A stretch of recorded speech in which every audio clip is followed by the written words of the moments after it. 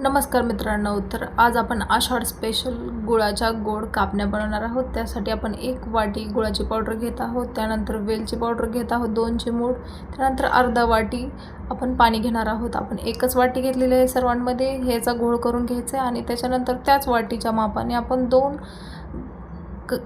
वाट्या गव्हाचं पीठ घेणार आहोत आणि हा घोळ जो बनवलेला होता आपण ह्यामध्ये मिसळून ह्याचं कणिक मळणार आहोत। त्याच्यामध्ये आपल्याला थोडंसं कडवलेलं तूप पण टाकायचे। हे पीठ एकदम असं घट्ट मळून घ्यायचे। त्याच्यानंतर आपण ह्याची पोळी लाटून घ्यायची। पोळी लाटून झाल्यानंतर आपण ह्यावर थोडीशी खसखस टाकणार आहोत। खसखस ही सर्वत्र अशी पसरवायची आहे आणि लाटण्याने थोडंसं स्प्रेड करून घ्यायची, जेणेकरून सर्वत्र खसखस लागावी। त्याच्यानंतर आपण चाकूने कापण्या करायला घेणार आहोत। तर अशा प्रकारे आपण त्रिकोणी कापण्या करून घेणार आहोत। कापण्या तयार झाल्यानंतर ना आपण डायरेक्टली हे तेलामध्ये तळून घेणार आहोत। तर हे दोन्ही बाजूनी लालसर असं आपल्याला तळून घ्यायचं आहे।